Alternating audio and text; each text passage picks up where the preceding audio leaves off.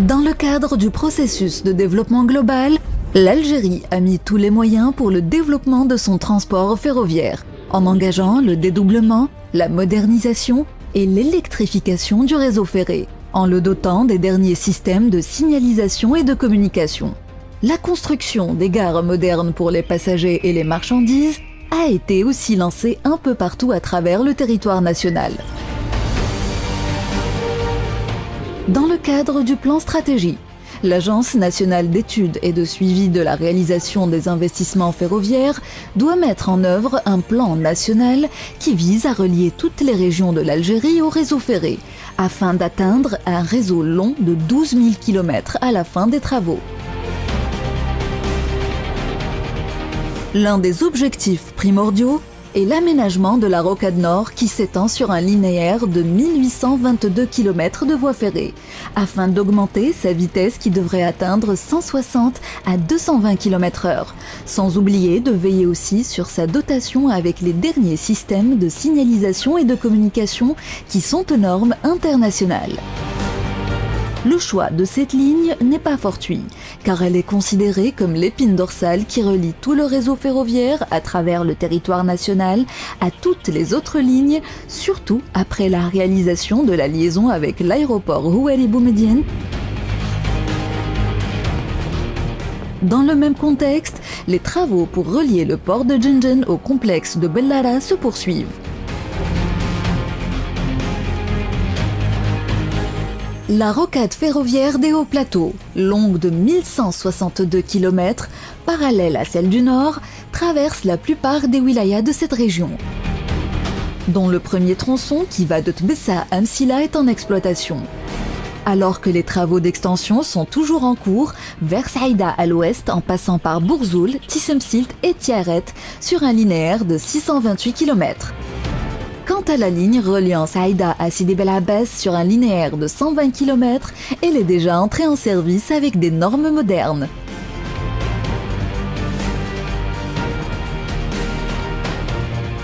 À l'extrême est de l'Algérie, la construction et la reconstruction se sont déplacées pour transformer ce qui était limité à quelques voies de lignes minières en des projets de modernisation et de rénovation, avec de grands ateliers sur cette ligne reliant Annaba à Djebel el-Amr, sur un linéaire de 388 km.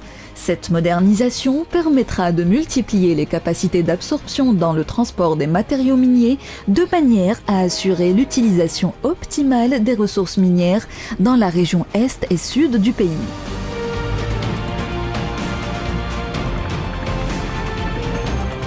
Du côté ouest, la ligne Oran-Béchar sur un linéaire de 700 km est entrée en service depuis la fin 2010, avec des normes modernes et internationales. Une vitesse des trains atteignant les 160 km/h et continuera dans le futur vers le sud jusqu'à Tindouf.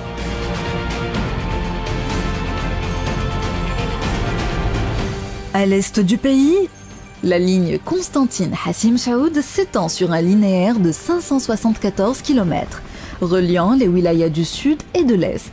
Les travaux de modernisation de cette ligne jusqu'à Tougourt sont terminés, ainsi que sa dotation avec des systèmes modernes de signalisation et de télécommunication. Il est prévu aussi le prolongement de cette ligne jusqu'à Hassim Saoud sur un linéaire de 150 km, par des trains atteignant une vitesse de 220 km/h. Pour le Grand Sud, les lignes ferroviaires vont sillonner les grandes étendues désertiques par des réalisations et des projets en cours d'étude afin de désenclaver les villes et les rapprocher de la dynamique commerciale. En outre, les travaux de liaison des villes de Larouat, Djelfa et Qsar el-Boukhari sur un linéaire de 290 km sont en cours de réalisation. Des études ont été lancées pour relier Larouat à Hassim Saoud en passant par Ouergla, en plus de la liaison de Blida à Qsar el-Boukhari. Les autres projets en cours d'étude concernant la boucle du sud-ouest à partir de Gherdaya jusqu'à Béchar, en passant par El Mnea, Timimoun, Adrar, Bni Abbas et Abadla sur un linéaire de 1500 km et de Ain Salah à Tamanrasset.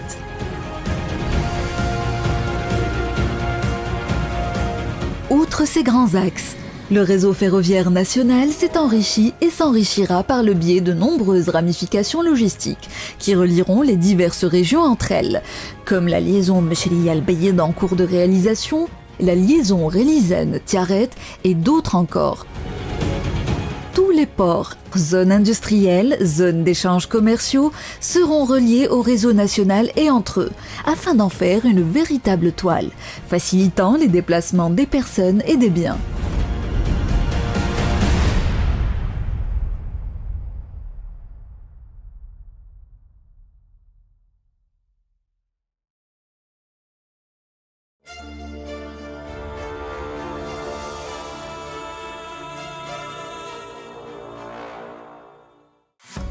Bienvenue dans Algeria Tomorrow. Comment l'Algérie mise-t-elle sur le développement humain à travers l'éducation pour assurer son essor? C'est ce que nous allons voir dans cet épisode.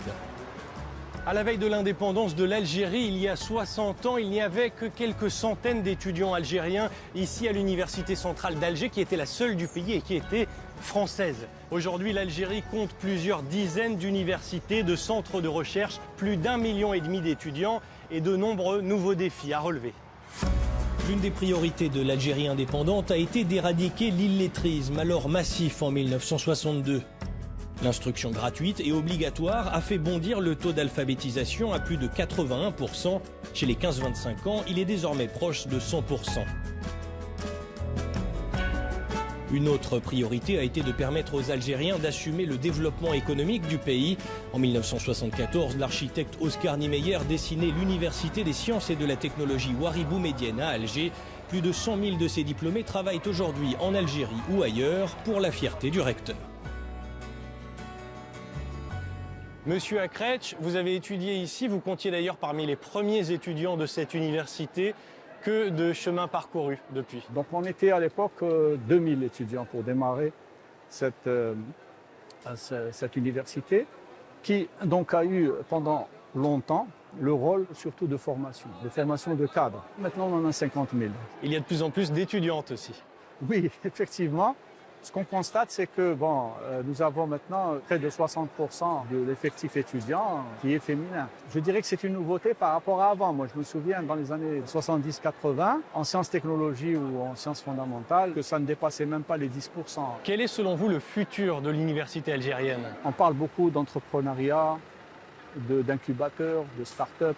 Donc, tous ces termes, maintenant, l'USTHP va se les approprier. Ça a commencé maintenant avec beaucoup d'interactions avec le secteur socio-économique, d'une part. Secondo, changer un peu la manière de penser de l'étudiant en leur disant maintenant, vous devez être créateur de richesse et non demandeur d'emploi.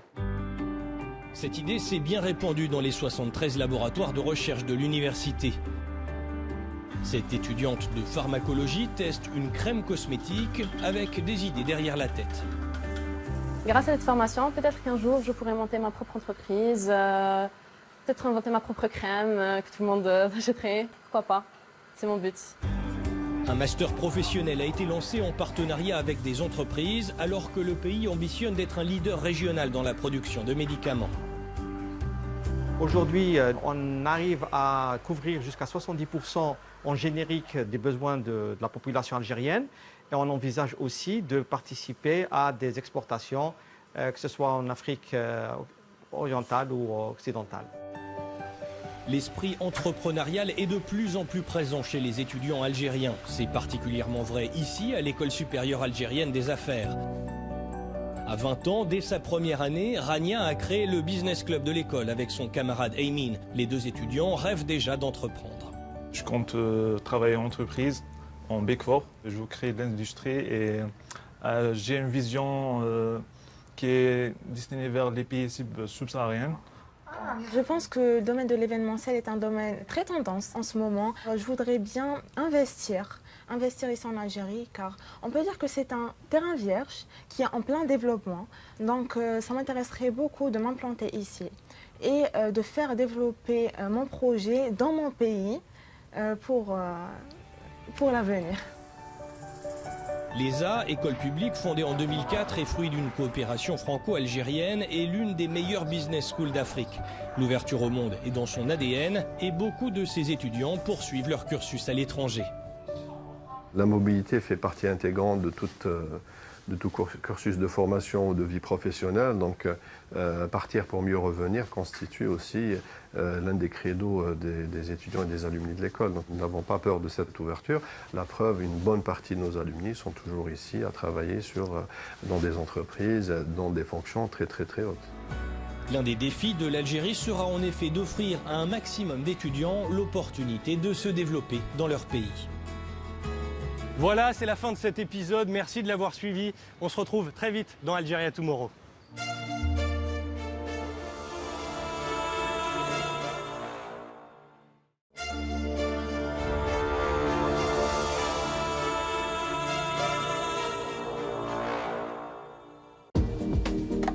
Bonjour et bienvenue dans Algeria Tomorrow. Nous sommes à El Oued, dans le Sahara algérien. Une région aride qui est devenue un véritable pôle agricole international. Cela a permis de créer des milliers d'emplois et de renforcer la sécurité alimentaire du pays. On va voir ça. Dans le cadre de sa stratégie agricole, l'Algérie est partie à la conquête du désert. Plusieurs centaines de milliers d'hectares de terre sont cultivés dans le Sahara algérien. En quelques décennies, ces dunes de sable ont laissé place à des parcelles maraîchères, ici des pommes de terre bio. Un second souffle pour cette région devenue l'une des principales productrices de primeurs du pays. C'est un moyen pour nous d'encourager l'activité économique et de développer l'agriculture dans la région d'El Oued. Notre ambition est d'exporter notre production vers l'étranger. Je salue tous les agriculteurs qui, malgré ces conditions difficiles, ont réussi à fournir la meilleure production de pommes de terre du pays, un produit dont la qualité est reconnue mondialement. Le soleil toute l'année permet aux agriculteurs de produire à contre-saison et d'exporter des pommes de terre, mais aussi des tomates, des arachides ou des oignons. Ces pivots puisent l'eau dans la nappe phréatique et arrosent les parcelles bordées de branches de palmiers qui créent une sorte de microclimat. La quasi-totalité des exploitations sont des exploitations raccordées par l'électricité, c'est-à-dire sont des exploitations qui utilisent des techniques modernes et économisateurs d'eau pour la préservation de la nappe. On n'utilise pas beaucoup de pesticides et j'insiste sur cette phrase-là, c'est une agriculture durable. L'agriculture est ancestrale à El Oued, surnommée la ville aux 1000 coupoles, qui coiffe les maisons de cette région. Ici, la technique traditionnelle est celle du khot, protégée par l'UNESCO. Les palmiers sont plantés juste au-dessus de la nappe phréatique, dans des cavités creusées entre les dunes. La récolte des dattes se fait à la force des bras. Le côté positif dans l'agriculture sahélienne, c'est toute l'année du soleil, on trouve moins de maladies. Les produits sahéliens, c'est à 70%, c'est des produits bio. La phéniciculture a évolué, en allant notamment chercher l'eau plus profonde. Les 35 000 palmiers dattiers et 25 000 oliviers de ce domaine sont irrigués au goutte à goutte grâce à des forages allant de 300 à 2000 mètres de profondeur sous le sable. Des technologies modernes sont aussi utilisées pour la pollinisation, la fertilisation et la récolte. Ces machines permettent aux ouvriers de traiter jusqu'à 80 arbres par jour avec plus de confort. Quand on est rapide, on gagne plus d'argent. Donc c'est exactement ce que la mécanisation a fait, et cela en gardant la durabilité de cette agriculture, en préservant l'oasis et l'écosystème oasien. Le domaine produit quelques 1800 tonnes de dattes par an. Leur traitement est fait sur place, dans l'usine de cette entreprise florissante qui emploie 350 permanents et 200 saisonniers. Comme vous le voyez, on a une gamme très variée de produits. La date fraîche, la date dénoyautée, la date branchée, la pâte de date. Et on exporte vers plusieurs pays du monde, dans les 4 continents, l'Europe, l'Asie, l'Amérique et l'Afrique. Pour sa sécurité alimentaire, l'Algérie s'appuie aussi sur de larges cultures verdoyantes plus au nord. Le pays qui, d'après l'ONU, compte le plus faible taux de malnutrition d'Afrique, veut aller plus loin et attirer des investisseurs étrangers. Par exemple, pour éviter de devoir importer la moitié du blé consommé dans le pays. La politique actuelle, c'est la politique de défi, de pouvoir produire plus dans la productivité et aussi diminuer les importations et développer des partenariats. Au fil des réformes, la filière continue de se structurer, tandis que des jeunes entreprises développent des solutions d'agriculture intelligente et cherchent elles aussi des partenaires. Aujourd'hui, on a vraiment des start-upers algériens qui essaient d'innover, qui essaient de créer des applicatifs, des solutions de smart farming et autres. Mais on a un vrai challenge de les faire maturer à une étape commerciale beaucoup plus costaud pour aller développer un business. Ces nouvelles technologies seront notamment essentielles pour préserver les eaux souterraines et ainsi renforcer la durabilité de l'agriculture saharienne. Voilà pour cet épisode, merci de l'avoir suivi. On se retrouve très bientôt dans Algeria Tomorrow.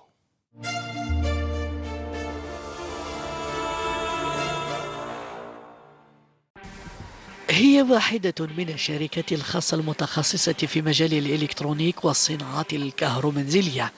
بدقة وجودة وتكنولوجيا أجهزتها استطاعت أن تفرض نفسها في الأسواق المحلية والعالمية. هذا المصنع عنده حوالي شهرين من انطلق في مرحلة الإنتاج. حاليا عندنا حوالي 500 عامل وقادرين نروحوا يعني في المستقبل حتى 600 عامل. وهذا المصنع يعني له طاقة إنتاجية تتجاوز 1 مليون وحدة جهاز تلفاز في السنة و2 مليون وحدة جهاز هاتف نقال في السنة. كي تدخل عندنا طفلة جديدة تعقب على بيان سور تدخل على يد لانيم ومن بعد تعقب على شيف داتولي يدير لها نونتروتيان ومن بعد تعقب على شيف دو لين يدير لها نونتروتيان نشوفوا لي كاباسيتي تاعها بلوس تعقب على 3 ايتاب كاينه لانسيرسيون بلوس لانسبكسيون بلوس تيست وكي يشوفوها ابت ريكروتيوها. قطع إلكترونية تصنع محليا بيد عاملة جزائرية 100% بعد أن كانت تستورد من الخارج. نقوم بإنتاج كافة أنواع البطاقات الإلكترونية خصوصا موجهة لشاشات تلفزيون. في الماضي هذا المنتوج كنا نستورد 100% من الخارج. حاليا رانا استطعنا بفضل الله من إنتاجه محليا 100%. وذلك بفضل الجهودات المبذولة من طرف الدولة ومصنعين المحليين. كاين توسع المشروع هذا بزيادة لاغام دو برودكسيون من ناحية النوع ومن ناحية الكف ومن ناحية الكمية. جودة المنتوج بمقاييس عالمية مكن الشركة من كسب ثقة المستهلك، فأضحى الطلب أكثر مما أدى بالشركة إلى توسيع استثمارها وخلق مناصب شغل جديدة. Ça fait 18 ans que je suis à Mérinal, jour pour jour. Et j'ai vu grandir Mérinal par 2 choses. L'élargissement considérable de sa gamme de produits fabriqués localement et par la réalisation de ses projets prestigieux d'investissement, dont le complexe qui est en cours de réalisation. L'origine de ce projet, qui est depuis très longtemps dans nos valises, est un besoin de développement de nos laboratoires, à savoir un développement de nos capacités de production et une extension de nos formes pharmaceutiques.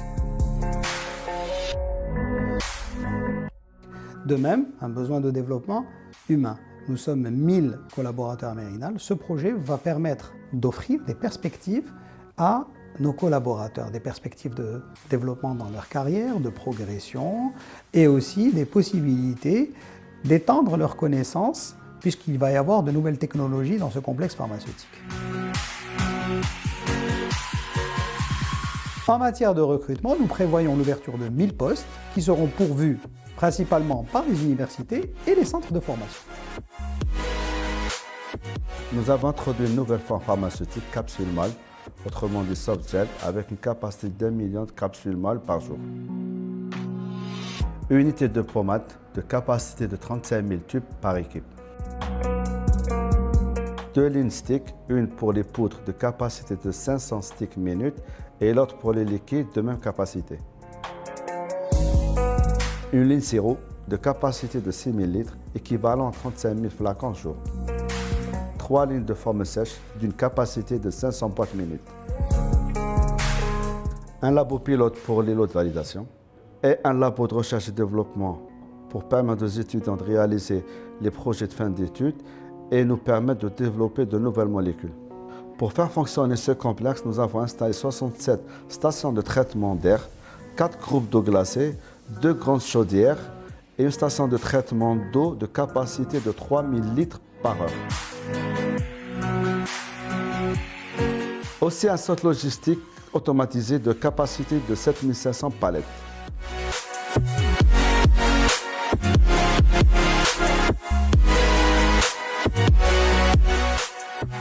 Ce projet aussi est l'histoire d'une belle rencontre. Une rencontre avec les gens de PharmAccess. PharmAccess étant une société indienne, nous avions des appréhensions et ça s'est très bien passé. We, PharmAccess, are very thankful to Merinal for giving us this opportunity to work with them. Collaboration between Merinal and PharmAccess started between Mr. Shams and Dr. Nabil, and that is why it was very fruitful from the beginning. After that, we have started communication with Team Merinal and we found them technically good and fast in taking decisions.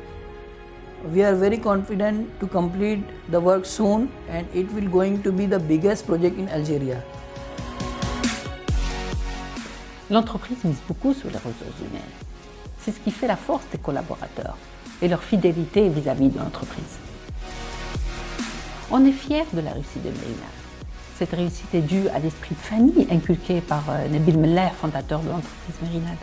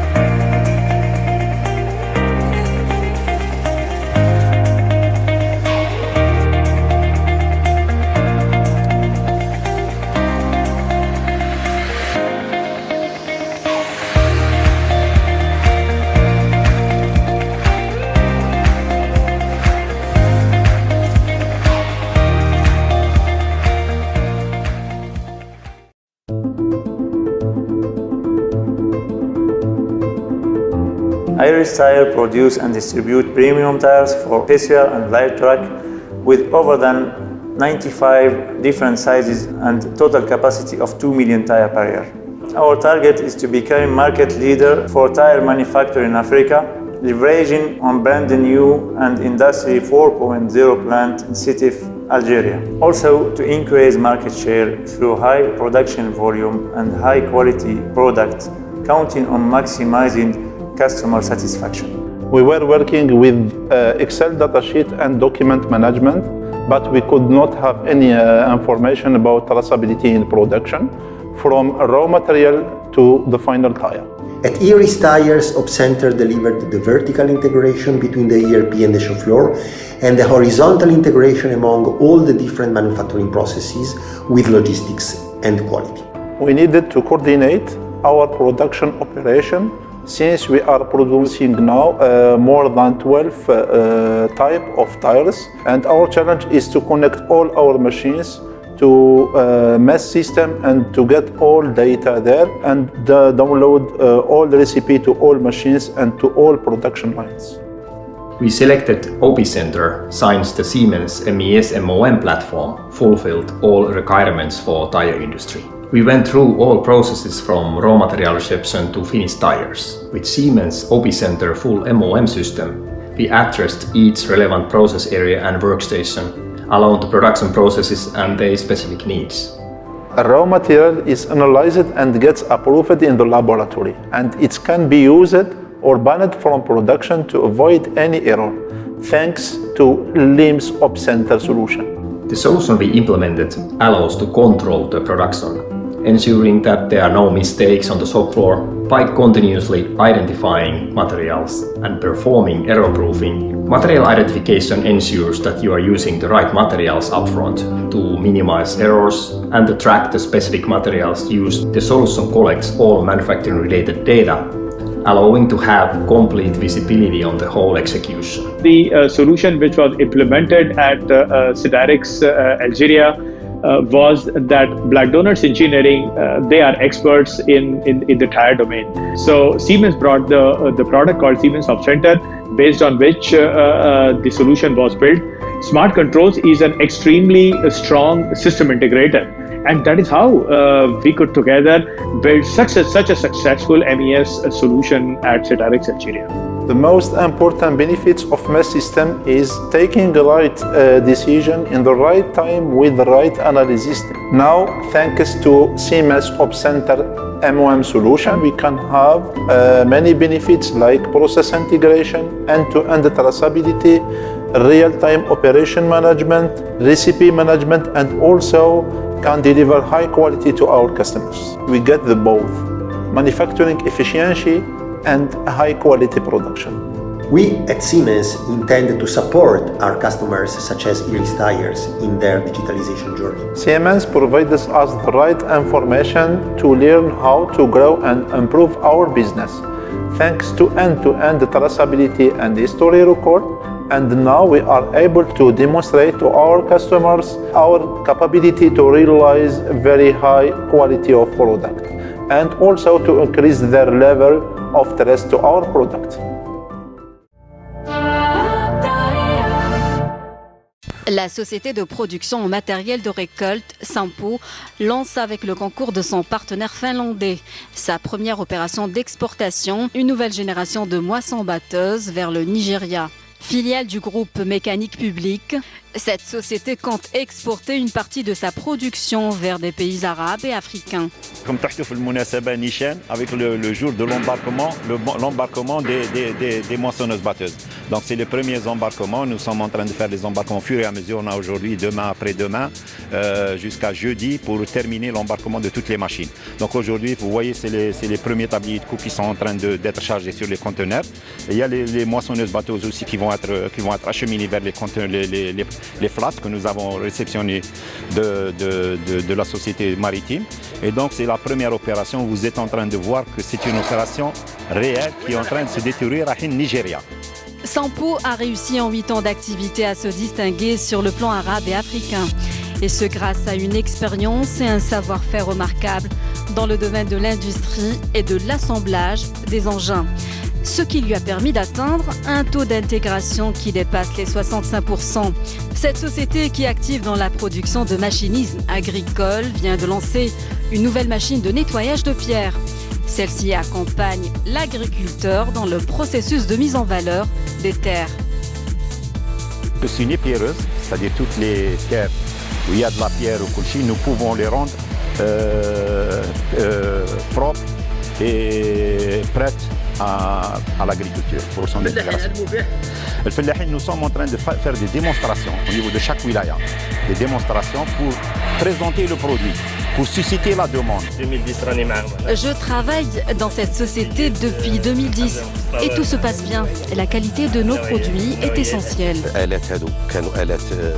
Nous avons développé nos équipements et les avons adaptés aux dernières technologies afin de répondre aux besoins des agriculteurs. Aujourd'hui, nous avons des machines à bac climatisées pour assurer le meilleur environnement aux agriculteurs. Avec un chiffre d'affaires de 4 milliards de dinars, la société Sampo, qui a opté pour un partenariat algéro-finlandais, a fait ses preuves grâce à la qualité de ses produits. Après le Nigeria, elle compte conquérir d'autres marchés arabes et africains.